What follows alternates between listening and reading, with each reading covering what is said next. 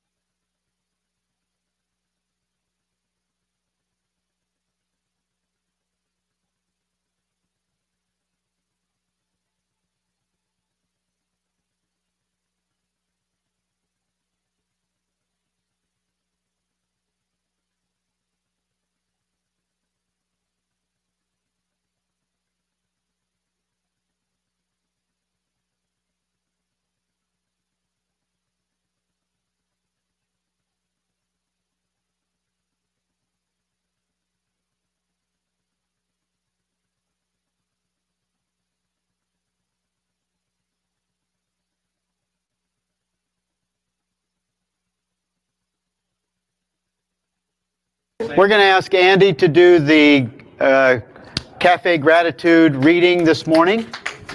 Thank you, Andy. And thank you, everyone, for just kind of... Oh, Andy needs a mic.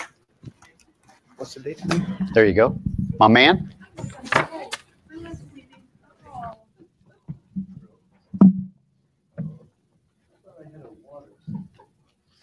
So now you guys get a better view of what's happening. What's it in? I'm looking through my water. Yeah, is it green? Oh, I know. What's the date today? 7th. Right. Oh, I almost skipped a couple days. We're doing Sunday service. Good morning, everyone. Hi, Andy.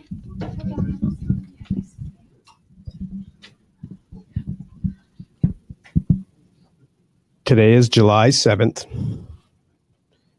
and the reading out of the book is Happiness Lies in the Fulfillment of the Spirit Through the Body.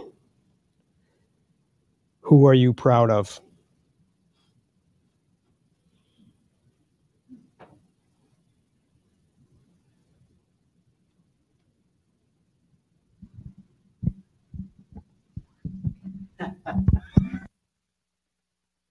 That's a kind of a weird question. It has a kind of a secular connection to it. You know, who are you proud of? I'm just grateful. I'm just grateful to know the truth. You know, I'm just really grateful to know a few things that are life-changing, that are and that have always called me. You know, you guys, I know you guys get this when I say that there's something that is alive in us that has always called us to. I mean, for all of us, it came different ways to each one of us, but we always kind of knew somewhere that there was more than this body stuff. And then when we might have heard about hell, I remember when I was a little kid and hearing about hell, I said, man, that sounds terrible. I do not want to go to hell. And so my mom believed in God, and I thought, well, my mom believes in God, so I'm going to believe in God, and that'll keep me from going to that place called hell.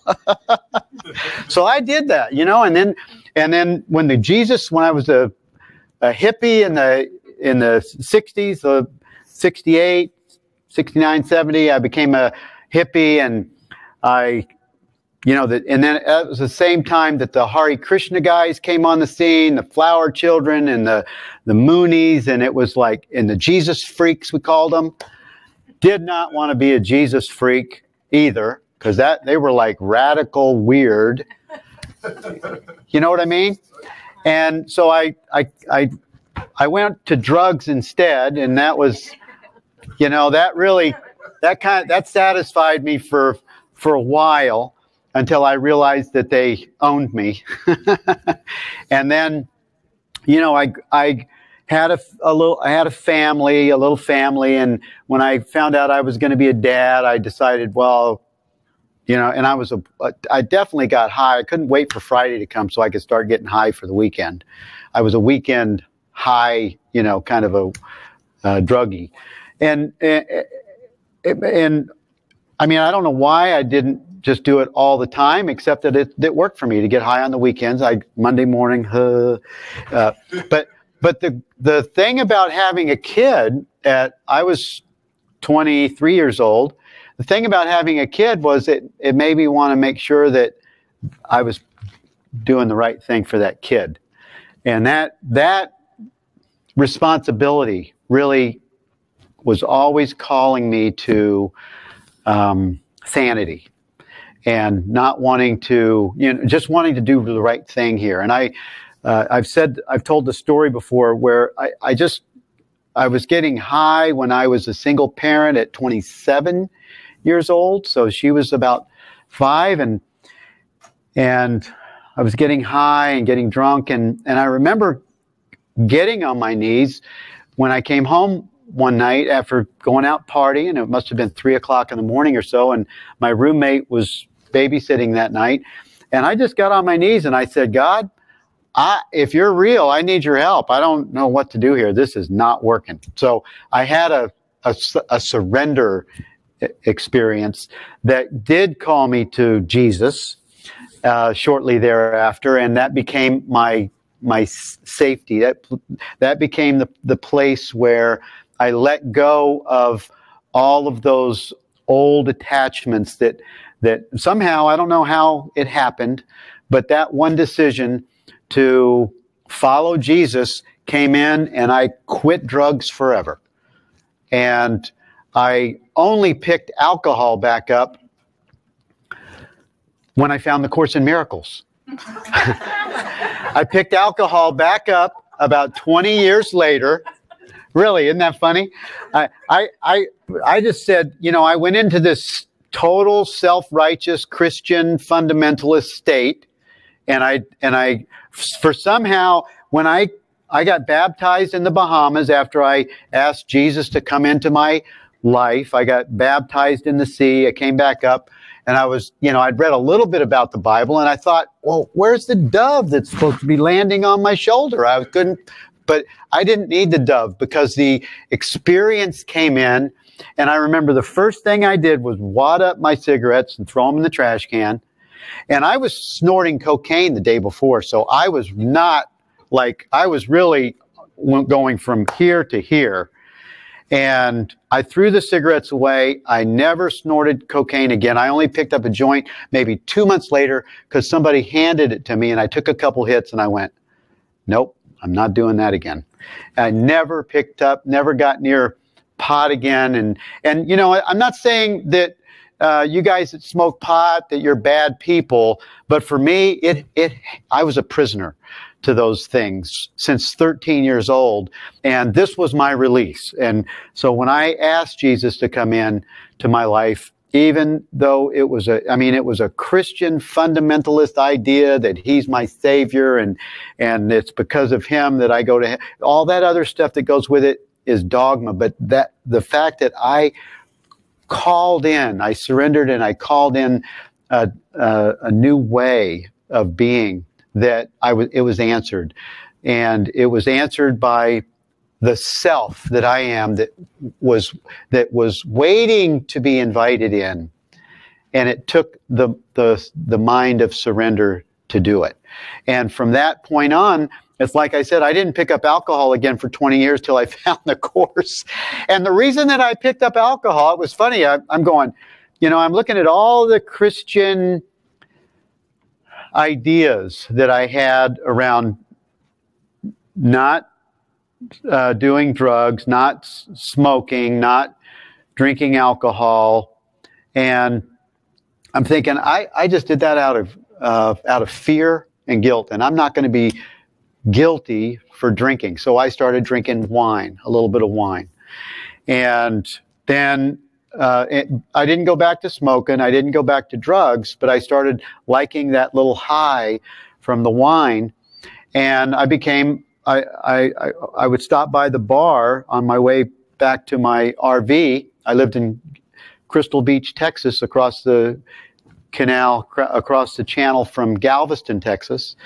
And the whole town got wiped out by hurricane, one of the hurricanes wiped out the whole town of Crystal Beach, Texas. 5,000 homes got completely wiped off of their foundation. And so I had my motorhome sitting there, and I had set up a construction company and a insurance estimating business. And I would drive by the only business open on the island was this bar. And I'd stop by there on my way home at the end of the day, and I'd get a glass of wine or two. And then next time I went to the grocery store, I thought, you know, $6 for a glass of wine, I should just buy a bottle. So I bought a bottle, and then I started, you know, I drink a couple of glasses at night, and I was really, really, my heart was so wide open, so desiring to know God, to know the Course in Miracles. And I had been hearing the experience of the Holy Spirit. I'd been hearing this voice that was giving me guidance for a couple of years. And I was in my RV one night, and my refrigerator was over on this side of me, and my sink was right here. And I was talking to somebody on the phone, and I opened the refrigerator in the RV, and my eyes went right down to the brand new wine bottle that I bought. And this voice in my head said, "You can't hear me when you drink that." It was like, and you know, I left my family for the Course. I mean, I didn't leave them for the Course, but I changed the direction of my life from a fundamentalist Christian lifestyle to, I don't believe that anymore. That's like bullshit. That's like judgment. And I became this self-righteous Christian that was judging gays and judging this thing and judging that thing, and the exclusive ideas that are surrounding the Christian camp, that if you haven't accepted Jesus as your Savior, you're not born again, and therefore you're not a Christian, therefore you're not going to heaven, and you can't be in our club. I mean, we want you to come in, we want you to accept Jesus as your Savior, but there's a lot of dogma that comes with that. And I let go of that. I walked away with that, from that. But just think about it. When you walk away, I tried to keep my marriage together for about 18 months after I found the Course. I just saw that it wasn't working. And we were just so divided from where we were coming from that I just couldn't hold on to that. I didn't want to have that experience anymore. And I didn't want to try to convince my ex-wife that she should follow the Course. And it was nearly impossible for me at the time to keep my mouth shut. I just wanted everyone to know what I knew. So I created a big division in my household. And bless my wife's heart. I mean, she is this beautiful Christian woman that seemingly, I mean, she didn't do anything wrong. She didn't do anything wrong. And I just bless her so much. She was a beautiful wife for 23 years to me. She was a beautiful, and still is, a beautiful mother to our children. And that, if I have one regret in finding the Course, which I don't, but if I did have one, it would be her situation that I left her with by finding the Course. That would be the one regret that I have, that she did not deserve to be left by me. I left her, and she didn't do anything to deserve it. So that would be my one regret in that way. And I had no idea that I was going to come here, come to this testimony this morning and talk about those things. But I want to say that what I do want to get back to is what I really felt inspired to share with you guys from the Rupert Spira retreat, and really what brought all of us here, what brings us all to the Course in Miracles, and what brings us all to want to have the experience of awakening. What wants us to all to have the experience of what the Course offers to all of us. And so I have no idea why I shared all of that stuff with you guys and with the live streamers, except to say that I am so grateful for the Course in Miracles and the path to awakening. And I'm also grateful to the Christian experience that I had for over 20 years, because it held me and it kept me.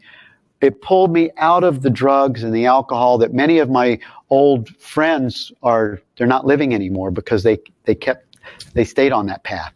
And I picked up a different path, but it held me until the Course had come along. And now we have the experience that the Course offers, which is what I know all of the Christians are actually looking for, the same thing.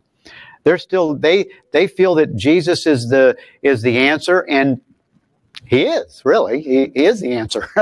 It's just not in the way that they think he's the answer. He's the answer. He came into our experience through the Course in Miracles, and this is what he did for me as a born again. He corrected all of those misunderstandings for me that I had about fundamentalist Christianity. It cleared it right up, so that I could understand, oh, that's how we do the things that he did and more. And you have to kind of put your mind around what is it to heal the sick and raise the dead, and what is it to make the blind so they can see. Well, those are, in my experience, I haven't seen the physical manifestation of those things, and I don't need to, because the things that are greater things will you do than what I do. It's not about healing the body. It's about healing the mind, so that we can self-realize that heaven is here right now. Heaven is a state of mind. Heaven is a state of being that we can have the experience right now. And so let's have that experience right now. So I'm going to invite everyone. You know, it says in many of the courses, workbook lessons in the course, that we close our eyes and then we go into some kind of an experience. We go into some kind of an understanding that Jesus walks us through when he tells us to close our eyes. And so I'm kind of looking for something to sit on. I'll just take this chair right here because I'm gonna sit down for a moment. And Andy, if you can tilt that laptop down so people can still see me. And it looks like I'm 100 feet away. Can you lower it more? Lower the screen more on the laptop? More? Yeah. So I'm just going to invite everyone to close your eyes for just a minute. And whatever thoughts that you might have around the story that I just shared or the experience that you're having, I just want to invite you, and if you're watching by live stream and you can close your eyes, just close your eyes and listen to the voice, listen to my voice. And I'm just going to ask you a question of self-discovery, of investigation. What is it? Notice and discover what is it that is aware of your experience right now. What is it that is aware of this experience? Just ask yourself this. What is it that is aware?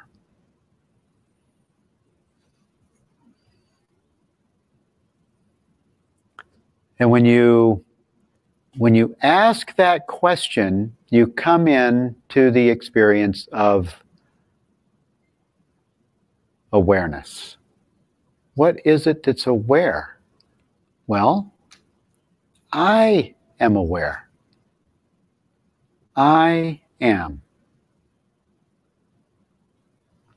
And then even awareness, what you are, is even more subtle than that. Because it could be said that it's the I. I am. And then you take away I am, and you can use the idea and the words God is. I am.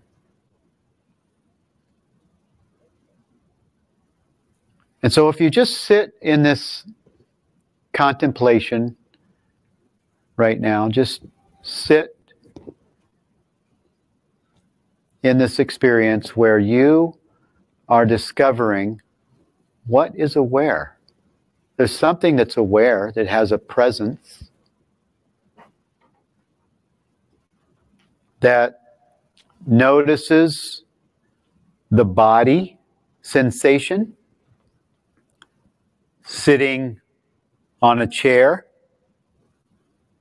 It notices the back sensation, because you're not the body. This identity that you're discovering right now is consciousness that is aware of sounds, and yet it knows that it is not the sound. It's aware of the senses. It's not the smell, but it's aware of it. It's aware of an identity of the person. And this awareness, see if this awareness has an age.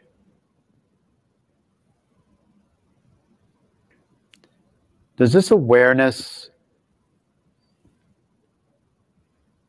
that's aware of experience, does it have a gender? Is it male or female?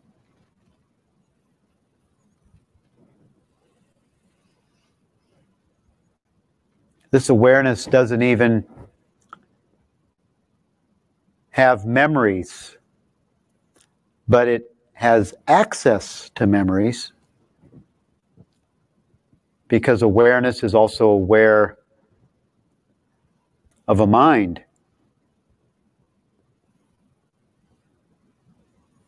And this mind used to think that it was a person.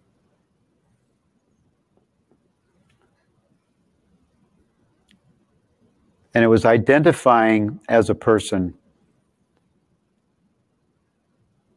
And it identified with many beliefs about time and space, about preferences, about good and bad, about thoughts and feelings and emotions. But this awareness, this self-identity, is changeless. It's always been what I am. Even as the person was born into the world through the womb or a C-section, even as the person comes into time and space, this changeless awareness is present. Nothing has changed. And this awareness was present even before it came into the womb. Because what you are, what this awareness is, was never born and never dies.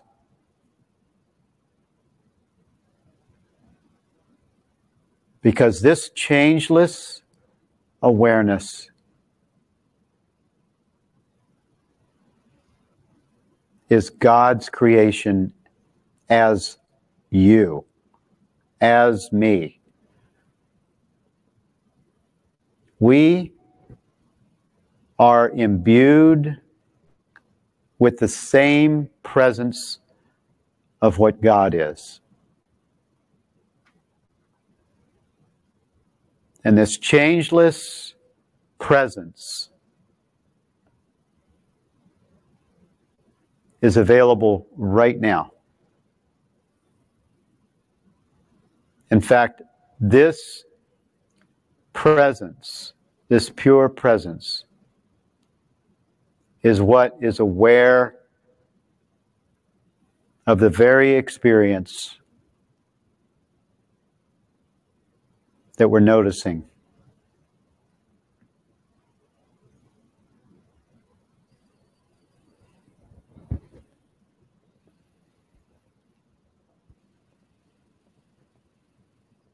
And when we come to this place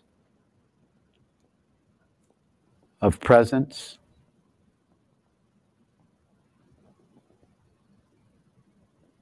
and awareness, it's the same. Pure presence, awareness, the light.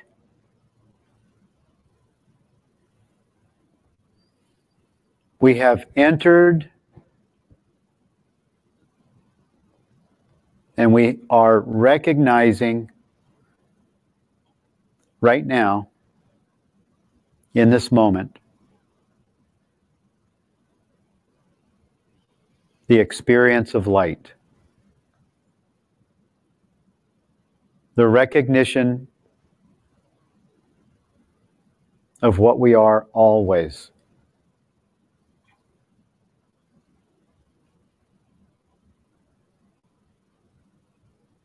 And will forever be.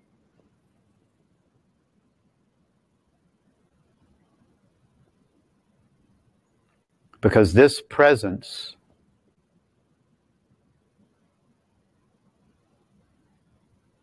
is what we are. This is the eternal presence of God is.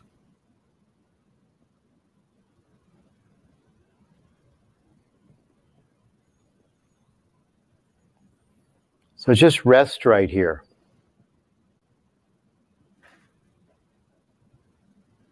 Abide.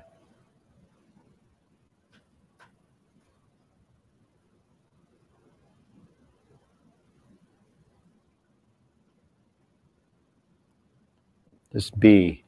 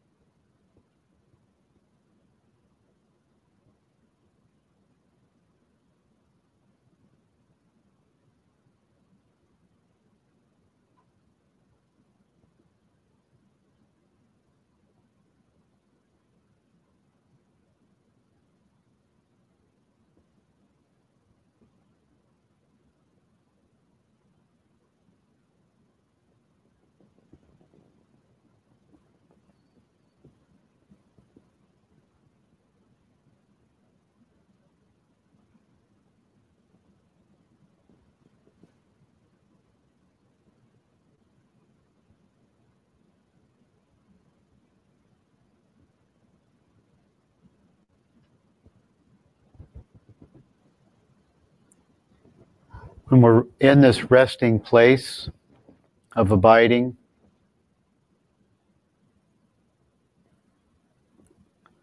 often when we're at home, the mind will come and say, well, I need to do this and I need to do that. And thoughts will come in and want to take us out of this abiding state. And we just notice the mind that does that, or the thoughts. And just allow that to just be what it is. It's like a passing cloud before the sky.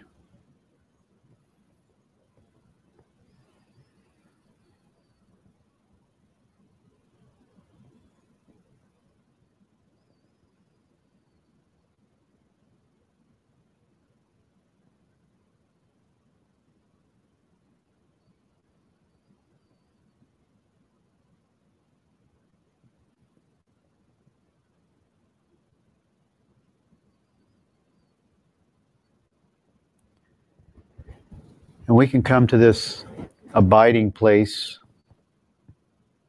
anytime we want. And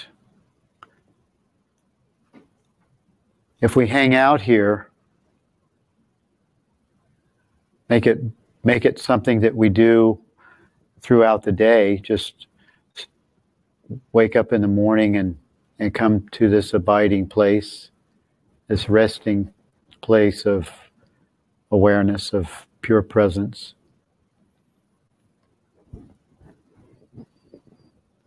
We're just going home for a few moments. And we're remembering peace. We're remembering our light experience We're remembering the oneness of all things, and that we are one with all things.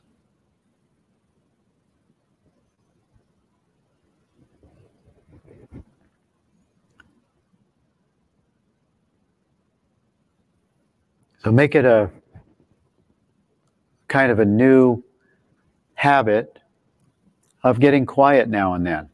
Doesn't have to be for this amount of time. It can be shorter or it can be longer. But just come and hang out with the Christ child that you agreed to bring into this space. You agreed to participate in this awakening because you want to go back home. You want to be with this Christ self that you are.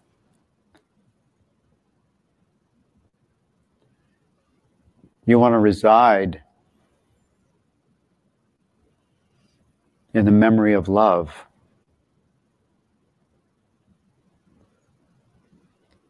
You want to hang out in your natural state.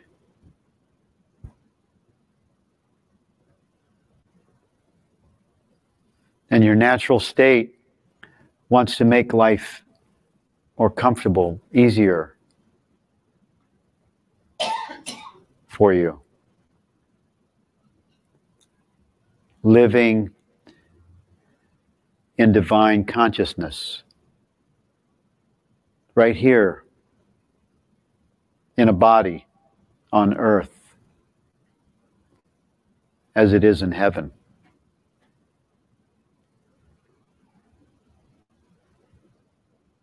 "24/7. Experience the presence of the living God that you are.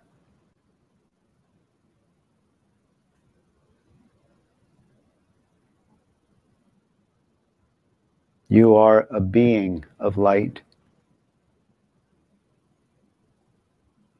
You are pure light and love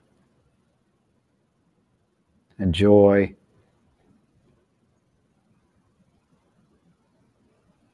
and presence.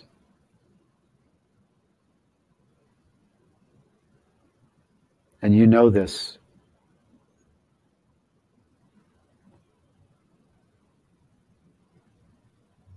This is your beingness.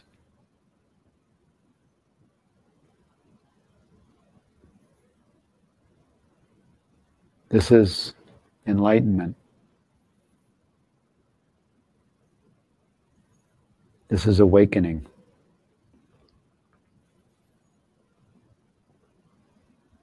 And now when you come out of the state of remembering, of recognition, you can bring this light back into the world, back into your person experience, because this light wants to express itself as you, as the love of God.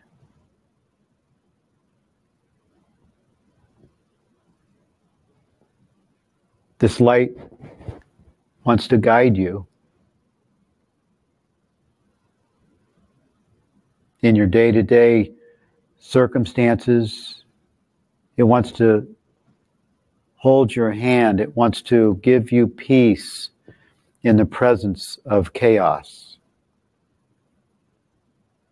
This light never leaves you or forsakes you. This is your divine inheritance.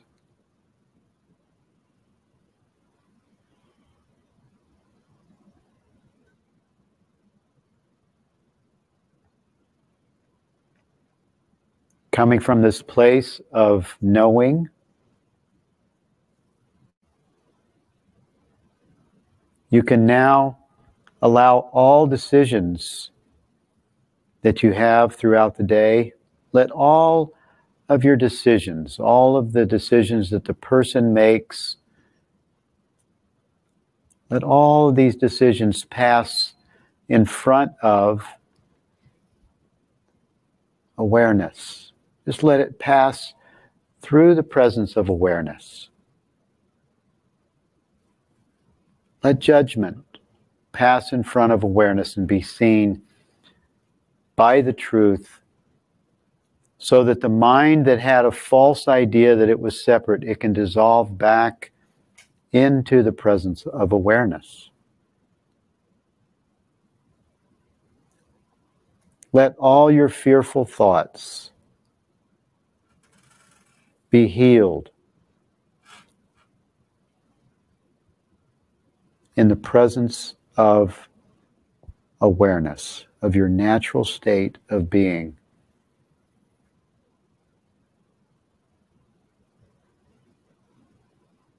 Let all of your seeming grievances, let them come in front of awareness and just dissolve into the presence of truth.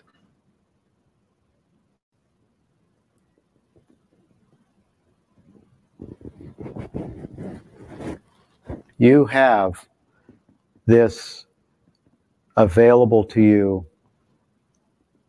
all through the day.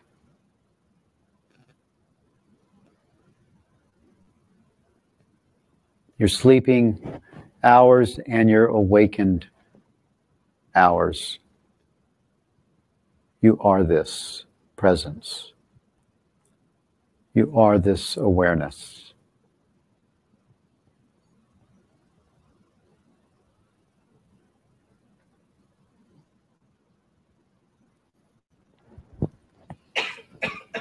So come and hang out here as often as you are guided and moved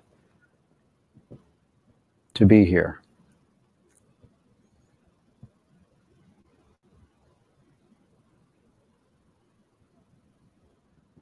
And know that you can have this, you can live in this state of presence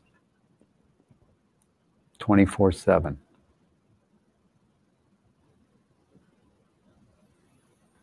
And now we'll come back into the room, and you can open your eyes if they've been closed. Just gently open your eyes.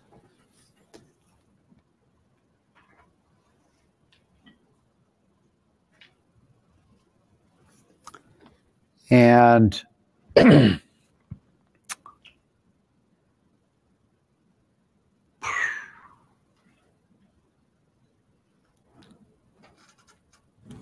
I feel like I'm really high.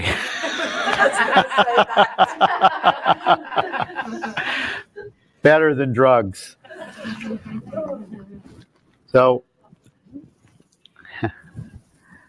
the thing that we just did is an experience that that's enlightenment. That's awakening. That abiding experience in the presence of God is our inheritance. It's our knowing of our true identity. And it doesn't happen because you go to India and you sit under a guru. We kind of have a guru right here. we have our own guru. And the cool and what I see happening in the Course communities around the world is that the Course is coming more alive than it ever has been. People are speaking more and more, as you notice, as you watch other teachers and you watch talks. People are talking more and more and more about a direct experience, having a direct experience. And you will never, you can't get closer than the one that we just had. That right there is the experience. I don't know where here's my marker. That right there is the experience of pure presence. And we all just did it. Pure presence. Pure awareness. And you only need to ask yourself, what is it that is aware of this experience? What is it that is aware of this thought? What is it that is aware of this belief? What is it that is aware of this anger? You go back to any question. What is it that is aware of this? Just do a self-inquiry. You don't have to open the book. I mean, the thing I love about the book, and this, I'm going to share what Rupert said, read poetry. Read poetry. Start to read poetry and to, get familiar with some poetry, some Rumi, and as soon as he said that, I was sitting next to Lisa, and Lisa wrote down, A Course in Miracles. Poetry. Living, breathing poetry. And I'm going to share a couple of sentences in some of the workbook lessons that are in the 180s.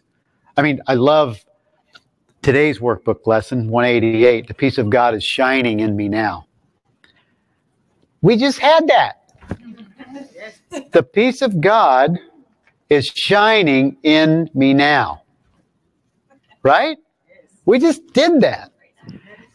And one of the things that when Rupert does, we did this retreat with Rupert, and one of the things that impressed me, besides the whole thing, was that we did 2-hour meditation in the morning, and often it would be guided because it sets you into a mindset of what we just experienced here, and it was guided meditation.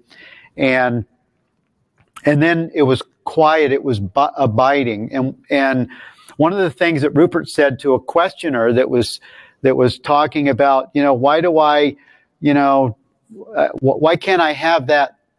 I come in and out of that state. How can I have what you have?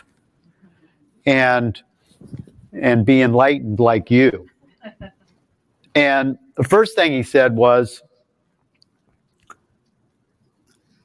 you need to not just have a drive-through experience with the state of awareness, with presence, with this. He said you need to hang out there a while. Go for dinner. Stay for dessert, hang out there for a while. What? Yeah, move. That's what he said. He said, move in. He said, move in. Don't just rent a spot. Move in. And then this was the best. Rupert said, okay, so let me tell you about my experience right now. I had a mosquito bite yesterday, and I want to scratch my ankle. I'm hungry because I didn't eat enough lunch. It's hot in here because it's kind of muggy. So where is my experience different from yours? Right? Because she was saying that you have something I don't have. And, that was music to my ears.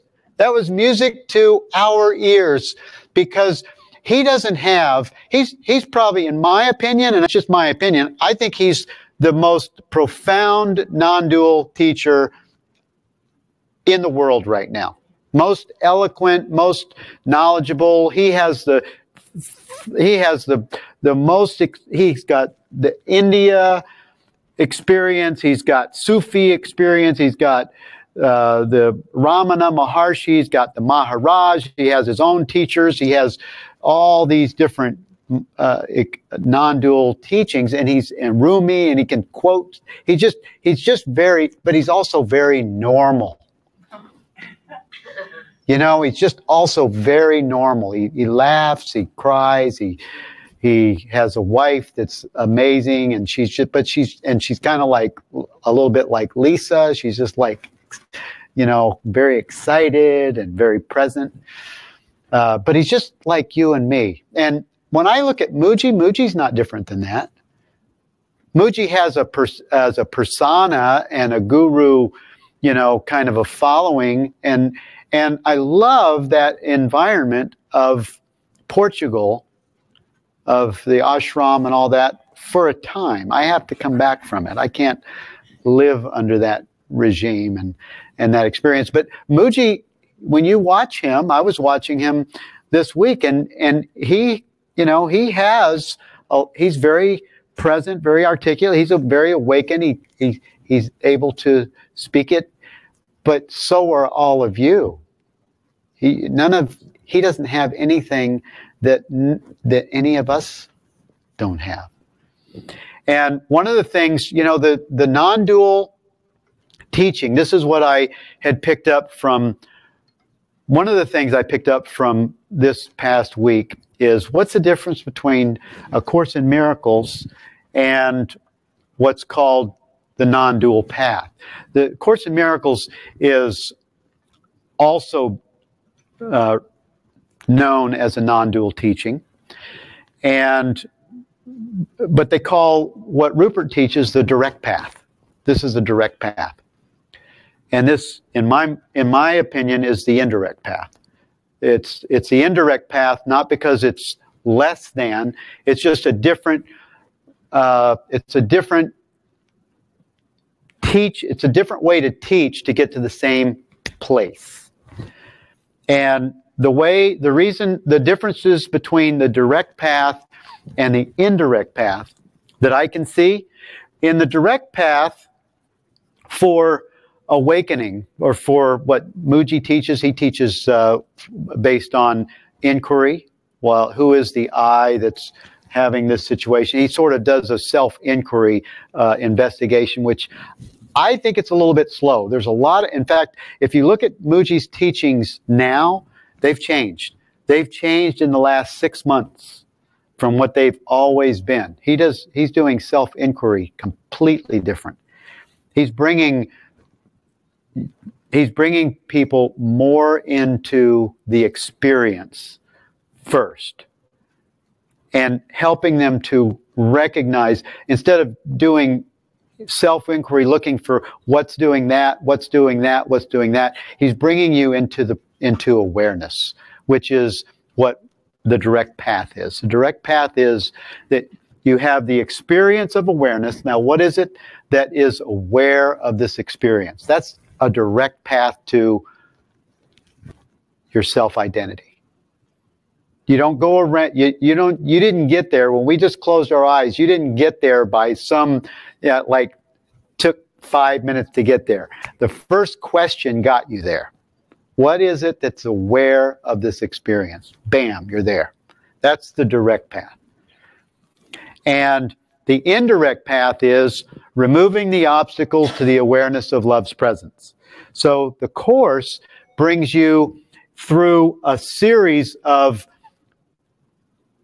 forgiveness opportunities, brings you into the understanding of how the mind works, and practicing forgiveness, noticing your thoughts, noticing your feelings, understanding what the obstacles to the awareness of love's presence are. And then it brings you through this series of letting things go so that you can have a direct experience and understand who you are and what you are. And then when you get to the workbook lessons beyond 220, Jesus says in the Course that now the use for words will not be necessary from here on, because we're going into a direct experience. So he brings us in, and that's why I agree that it's the indirect path to awakening, where the direct path to awakening brings you into the experience of what you are, and then it brings you all of your hidden beliefs, all of the things that need to be purified. You are brought into the into the one that is watching. You still have to clean it up. You still have to have the removing the obstacles to the awareness of love's presence, because as Rupert said, a lot of people get stuck on just the awareness and thinking they're done. And I see that with a lot of my friends at Sahaja also, that they have an awakening experience of the awareness experience, the presence, because everyone has access to it. Everyone can do just what we did.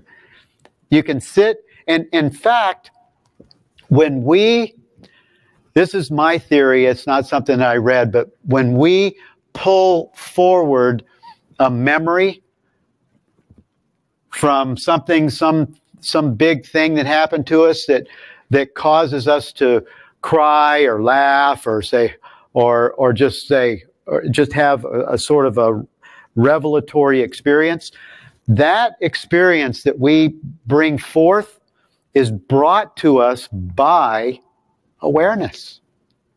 Awareness is bringing that forward. And then the mind is interpreting the memory. The mind is now, but awareness. If we have the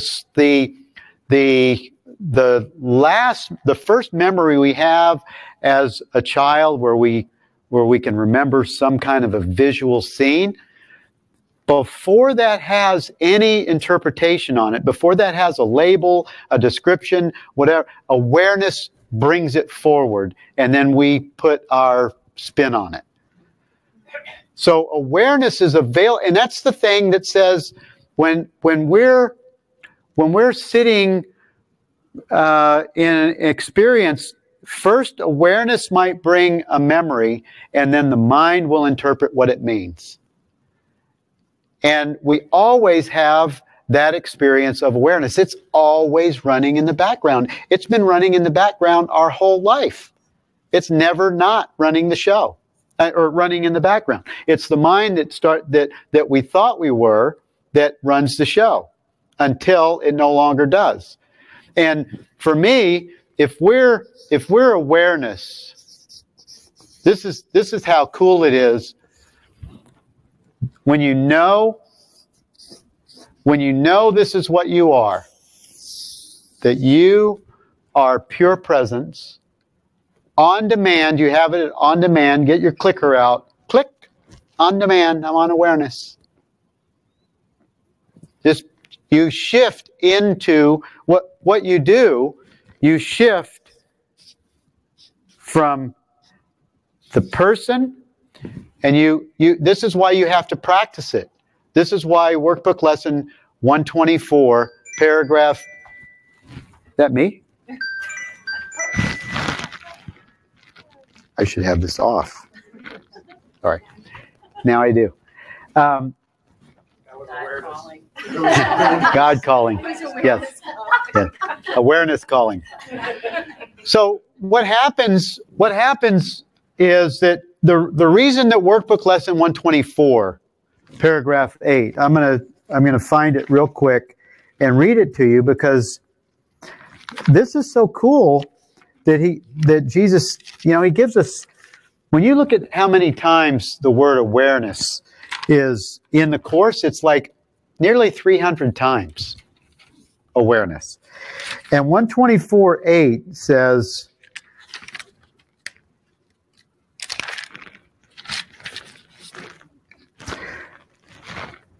peace be to you. This is 7, paragraph 7. Peace be to you today. Secure your peace by practicing awareness.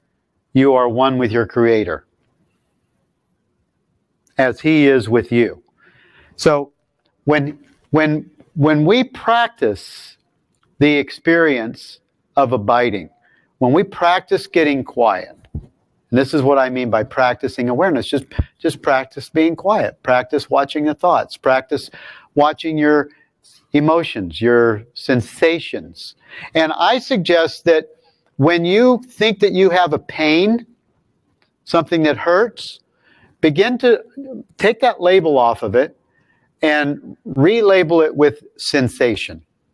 Just take the old label off and even close your eyes and take the location off that you're a body. Because if you were 6 months old, you actually don't know that that's even an arm or that that's a foot.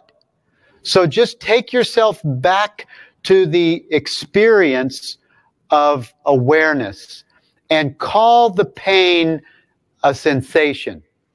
And let the sensation just be visible, just be seen from awareness. Stop labeling it. Don't label it. Don't give it a name. Don't give it a location. Close your eyes and just call it a sensation. And you'll watch that thing dissolve. Headaches, pains in different parts of the body. Just allow that idea to just come into the awareness of your true identity. Just let it be there, but don't have a label on it anymore. But what I was going to say is the reason in my mind that it's helpful for us to practice awareness, to close our eyes and do the workbook lessons, to follow the instructions of, even Jesus says in the earlier workbook lessons, to search your mind. And he asks you to look for these thoughts and look at them as like a processional parade going by. From here, no commentary, no history. You're a brand new baby. You don't even know what this is. Just allow it to just be a passing by. And in fact, that's what the New Testament thing that Jesus said. He said, be passers-by. Be passers-by. Let the clouds pass by, the presence of awareness, but do it from a place not in the mind. Do it from a place of abiding. And this is why all through the workbook lessons of the Course, it says to do this throughout the day. Do this a few times when you can think of it. And if you give instructions to the mind from a state of awareness to say, okay, mind, I really want you to remind me to pause. I really want you to remind me to be still more often. I'm just giving you that. Let's do this together. You and me are in this together. Let's do this together. And start to collaborate with your mind to come into agreement so that you're not making all your decisions from here, but the person is going to come up with thoughts. Let those thoughts pass in front of awareness. Just let all of your decisions pass. What you think are your choices, let them pass in front of awareness. Just pass in front of awareness, which I don't know whether I should do this or that. Just let it pass in front of that. Don't pick it up. Don't make a decision from here. And then allow the decision to just come in. Because it will.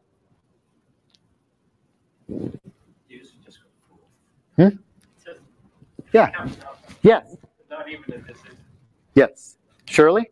So the awareness takes you to the place of consciousness, where I am the light. Awareness is what you are. Awareness and the light are the same. Okay.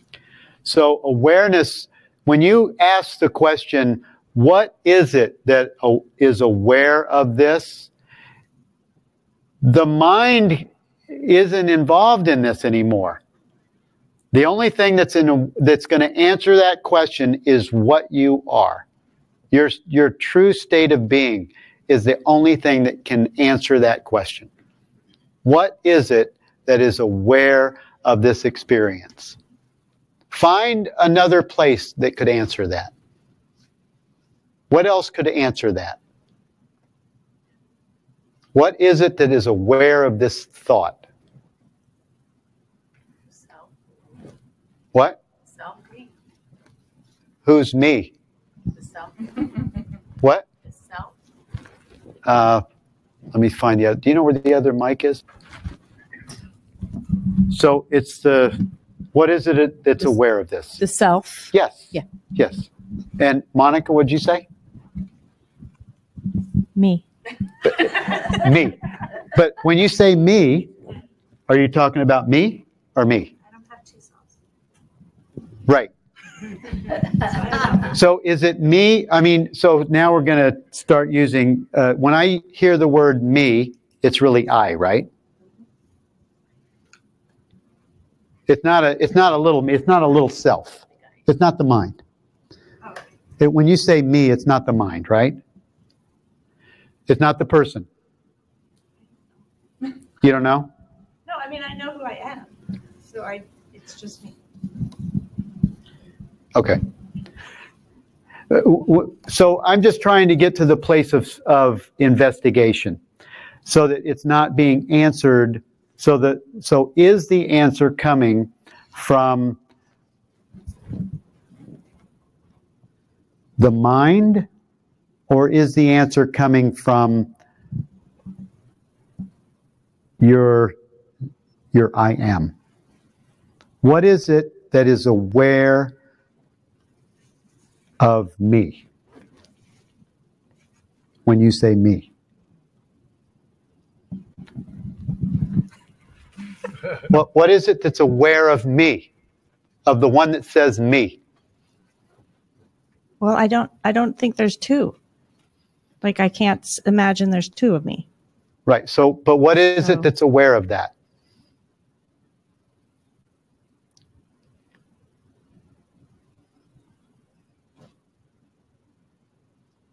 There's no words. I can't put words to it. I don't Right. know. So that's it. It's, yeah. That's it. That's the subtleness of, because as soon as the word me is spoken, it's no longer pure awareness. As soon as the word is used, that's why God is and we cease to speak.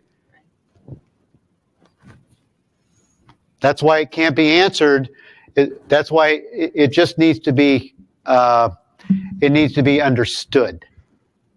Yeah, experience. It can only be understood and known. John? It's a trick question because it's the act of being aware. It's not a thing that you can say it's that, because as soon as you say it's that, the that is no longer awareness. Right. But it's Well said. that's true. That's true. It's used. The question is useful in investigation. It's used. It's useful in to step away from the mind into pure awareness, pure presence. And we're running out of time. So it's time for us to Becoming aware of it. it's time for us to come back into the room. And thank you, live streamers, for joining with us. I don't know what the what? I'll leave them on. Oh, okay. I don't know what the camera thing was this week. I hope this hasn't been too. How many people have we had on? There's up to 40. There's 31 now. Okay. Well, thank you guys for joining with us. I don't know what the camera problem was. I'll be checking into that this week. And we appreciate you guys joining us. And thank you guys for your participation in this awesome time.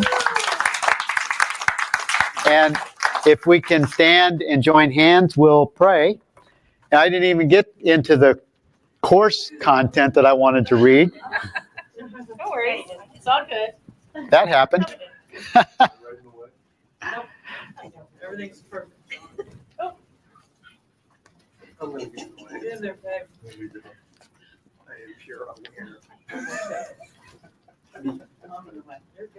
All right.